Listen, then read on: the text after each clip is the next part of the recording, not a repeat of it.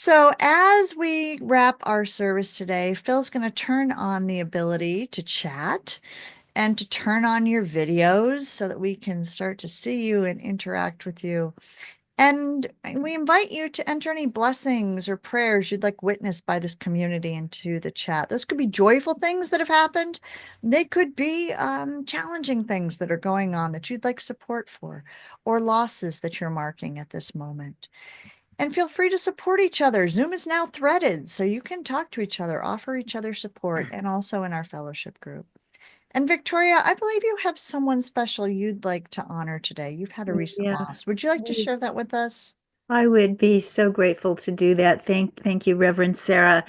In 2019, I went to Columbus, Ohio with the film A Prayer for Compassion that many of you have watched. We linked to it on the on our Compassion Consortium website.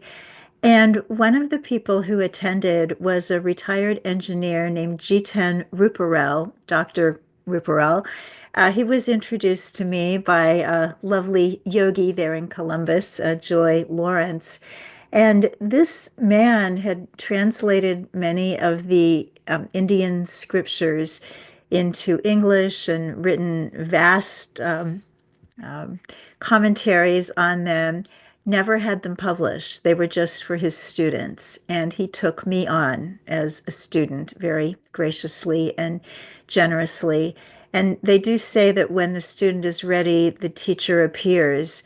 And I just thought it was so perfect that after going through the 60s and the 70s and all the various gurus coming from India and the orange robes and all that, I find an 80-year-old retired engineer, and he was so, so valuable in my life. He left me a message last week. I hadn't gotten around to returning it, and I learned yesterday morning that he had passed peacefully in his sleep.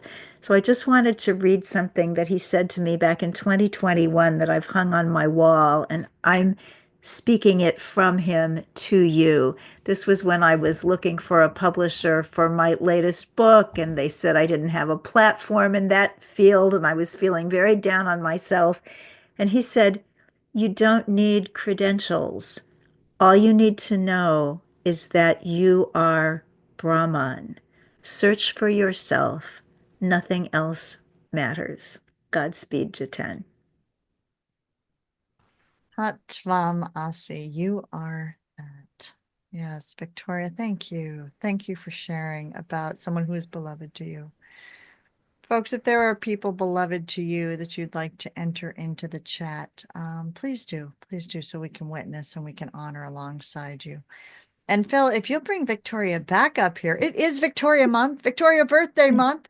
And we have a final prayer that Victoria is going to offer, following in our kind of Roman Catholic-ish inspirations for today, right? We've been mixing a lot of things, but we've had a little bit of a theme running today.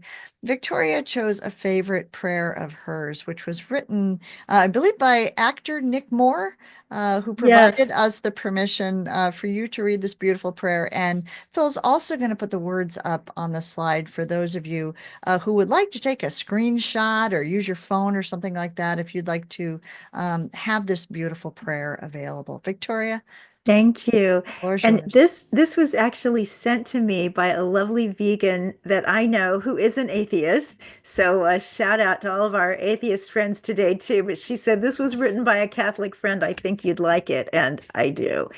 So this is to Saint Teresa of Avila for animal rights. Dearest Saint and Doctor of the Church, Saint Teresa of Avila, please hear this prayer of supplication which I deliver in admiration of your marvelous piety. During reflection upon Jesus' suffering and poverty, you left the indulgences of a luxurious life and grew closer to Christ through a life of simplicity. You urged your convent to embrace poverty, chastity, and manual labor, and to give up the endowment of wealthy patrons. In your wisdom, you practiced moderation by adopting a vegetarian diet. Saint Teresa of Avila, please help those who struggle to adopt vegetarianism and veganism. Help them so that they may lead lives that preserve and protect God's great creations, the animals, and the natural world. By your heavenly intercession, may more people abandon the overconsumption of animal products, and may legislators and factory farmers be guided away from practices that destroy the environment and cause the unwarranted suffering of innocent animals. We ask this in all the holy names. Amen. Amen. I can see why you like that one, Victoria. How did that feel to read that? It takes me back a long, long time. I was raised a little bit Catholic. Long story, but it does take me back to that. I can almost smell the incense. Well, there you go. We are interfaith and interspiritual around here, folks. So you never know what we are going to mash up together. Um, in the chat, just want to presence one of our folks here who's offering Thanksgiving for coming back from a relatively safe protest against police violence.